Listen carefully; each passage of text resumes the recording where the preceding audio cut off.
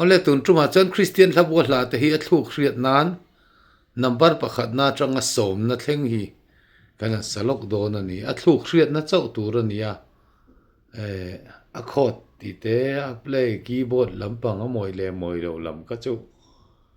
min lo ngai tu a sak tawak lo ula a thlûk hriat nan a thlûk la hrelo tan ti chauh don ani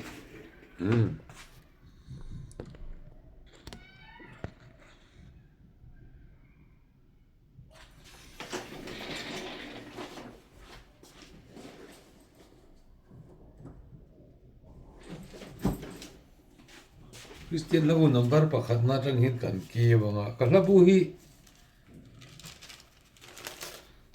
ka siak chiar vel na sa khop maya tia kan enzel mai don nia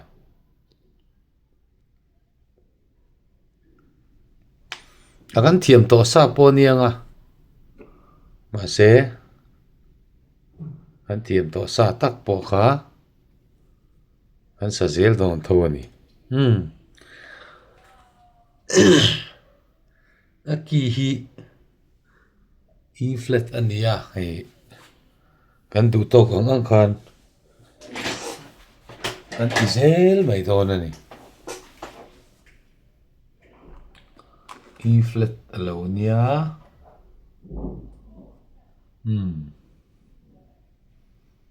E flat chu E flat kan ni chuan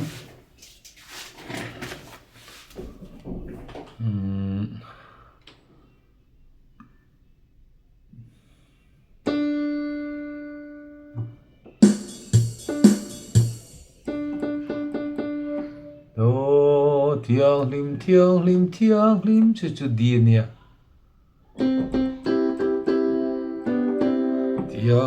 thiang lim a sak na ki po hi ti sang lawang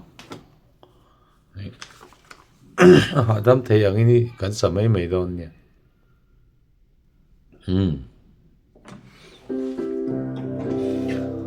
thiang lim thiang lim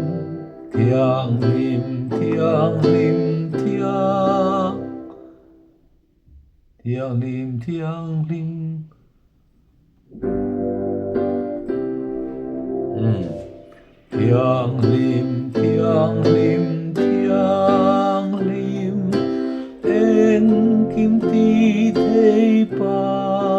thian tuk tin jing triana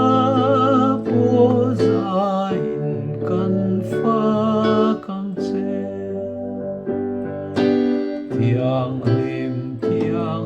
thiang lim sangai thei le rin om khat pa thian pa fa tha rau thiang li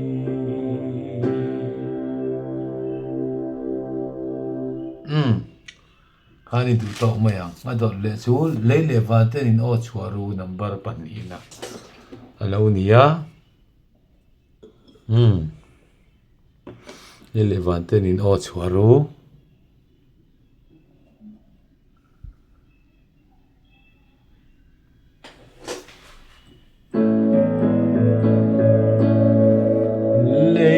van ten in no chhuaru nam ze tin reng lo ma avin kil tin le ram tin thang khok se lal pa pathian lal ber ti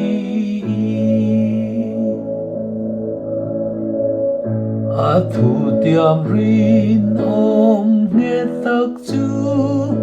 a fin na fam kim thil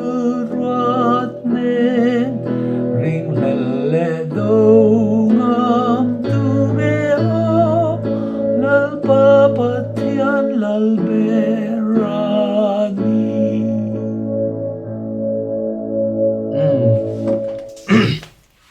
ka ritlang dam kor dewa ka ola rang tlat mai mi lo sẽ thiam ra mấy tiêu lal pa chu choi moi ru ti hi kan salenga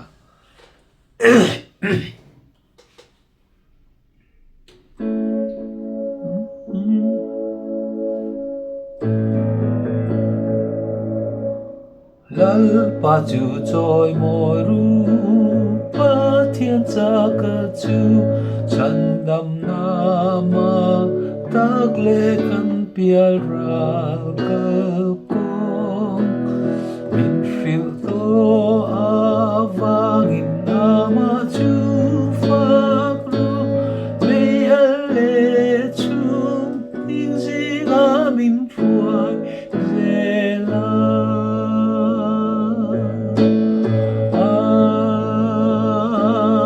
teu phak ru in o zong zong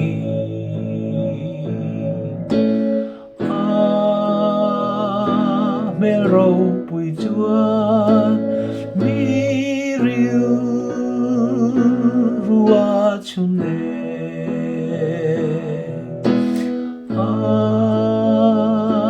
ram râu bụi ta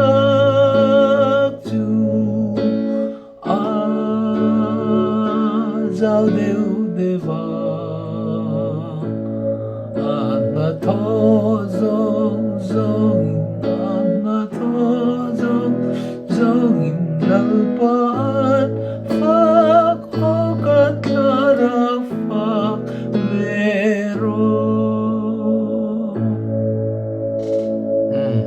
kha asol fatlu ani atlu khret na turan ya adik loban min lo hre thiam don nia chuan a leng khaw min he lai sak theya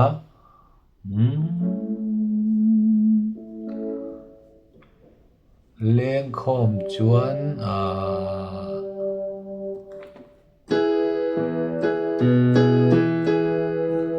pa chu choi moi ru sang vak lo he ni sameng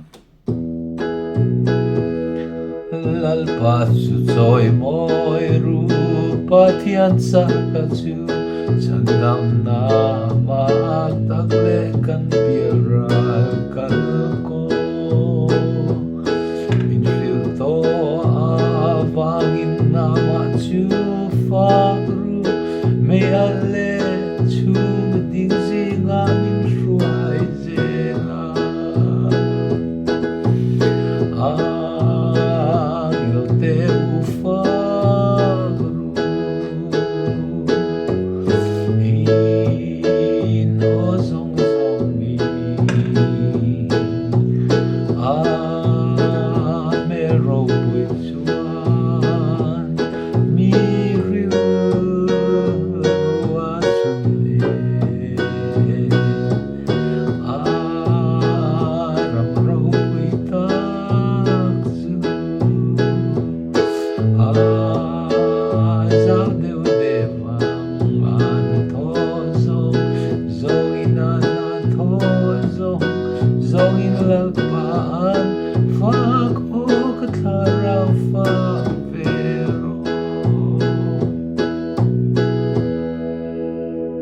kaka leng khom thluk ani an du to le phot mayang chuan pathian ro pui ro se ti khalo ni le ta a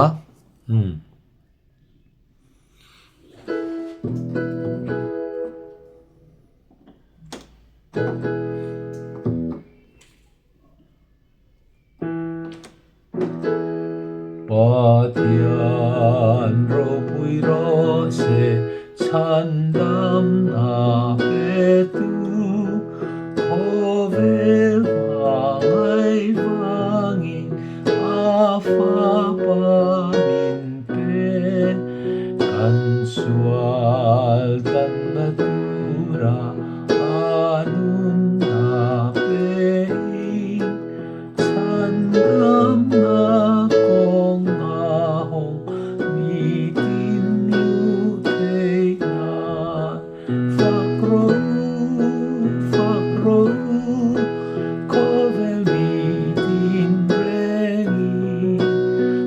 Road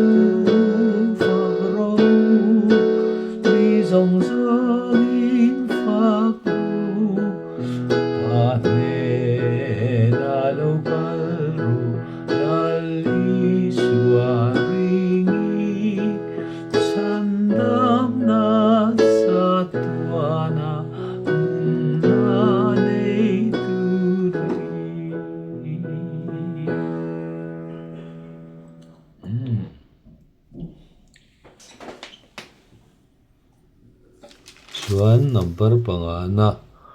leilung pian hmain thu chu om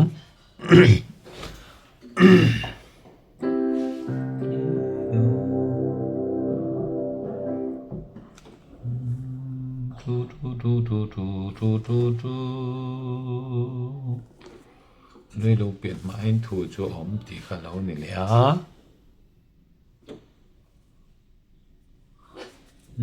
la ka la bu hi chuai na sa to lu tu ga lai te hin khet na sa tu ga lai po hi siam that vak thei to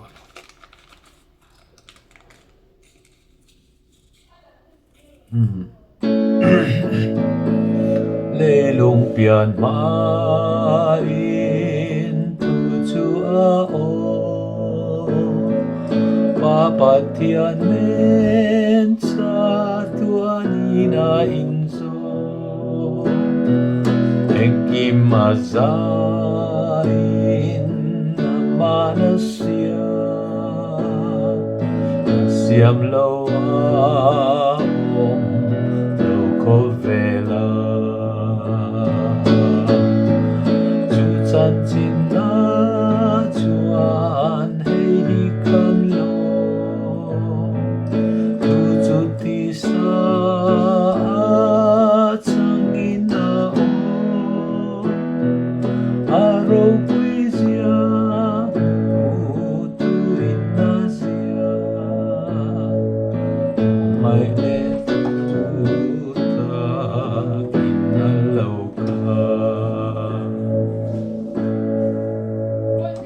ngai le thu ta kin na lo kha ti tu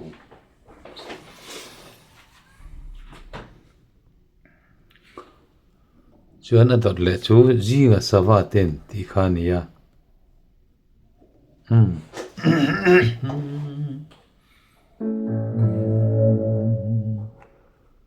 jinga sawa ten ti nia niam te bukin gan saliang jinga sawa ten pathianan faka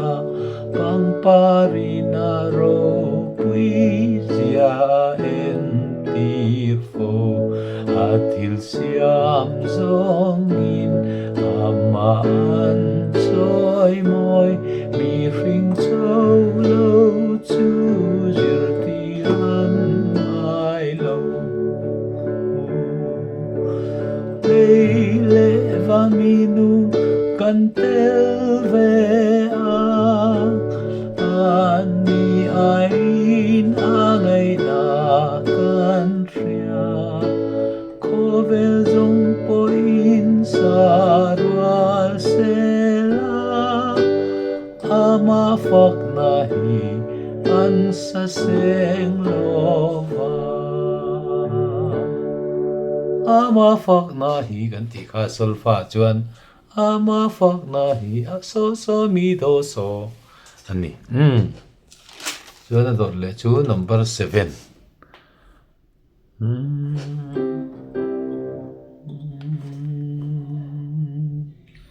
kan fak vo wang che kan fak vo wang che onal pa kan pathian lali swa ifa pamin pe kawangin hallelujah ro puini hallelujah amen hallelujah hallelujah ro puini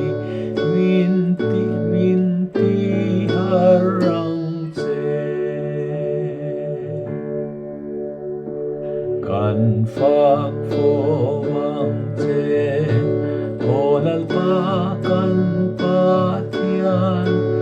itharau tiang him kan sunga ilesi hallelujah hallelujah ro puini hallelujah amen hallelujah ro puini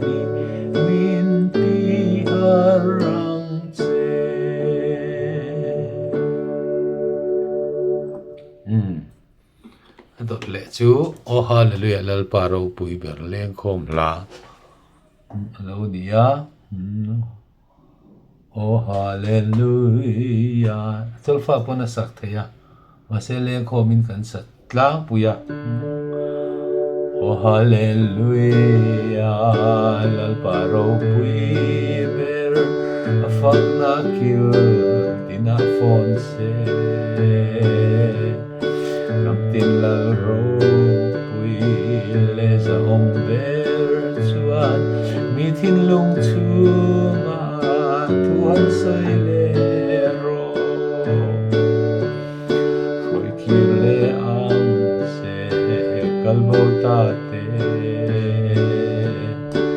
thu te chu kai thâu liang se ko vel hruaitute ar siro pui be o na ram le lung ai na ram chun eng ro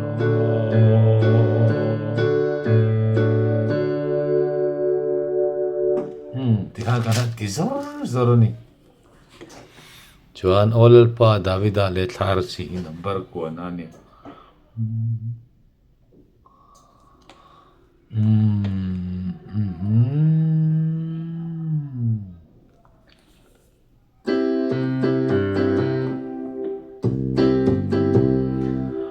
olal pa davida le thar si ifel na ramatan nangin buasay kalom na tuwing fin riyan ang inaliyama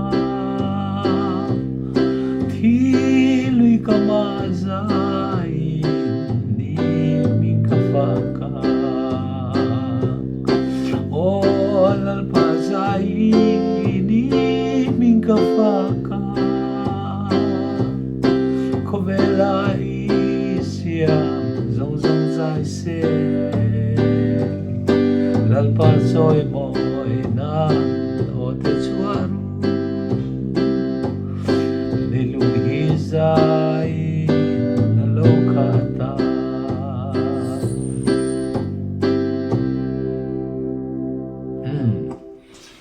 kaka number pagkuha na ani at na to ber number som na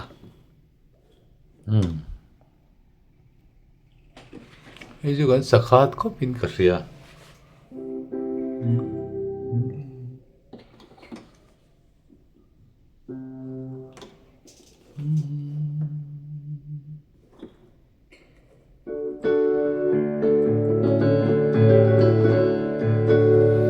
eng kim ti thei lal pa le kan pa thian chu phak ro o kanun na ama phak ro ana chandam namin petu mitin teu in thiang lim ron pandu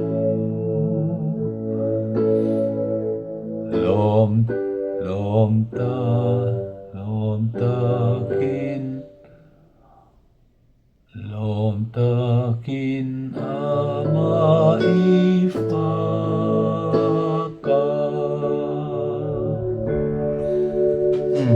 kan sakhat ko mai ju ge po kalo sakhat lu tu ka sanon le teng eng kim ti thei lal pa le kan pa thian chu phak ro o kan na ama phak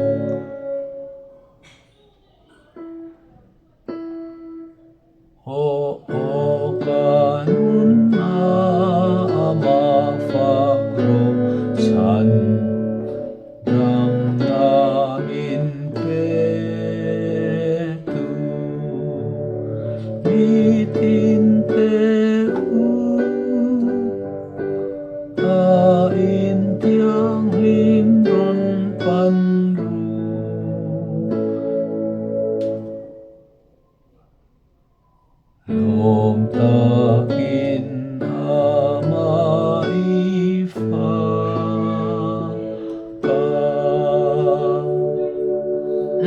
thiam vel khan ni e ti khan pakhat atanga som kan sa a i du tok phut mayang kan sa dan kha amoi le tuk lem lo mai the a angai thla tu te ton person mi lo hre thiam don nia du tok phut mayang ti khan a thluk hre lo tan a thluk la hre mia lo tan i kan han ti ani an lo thiam theina ta na kan ti ani du tok mayang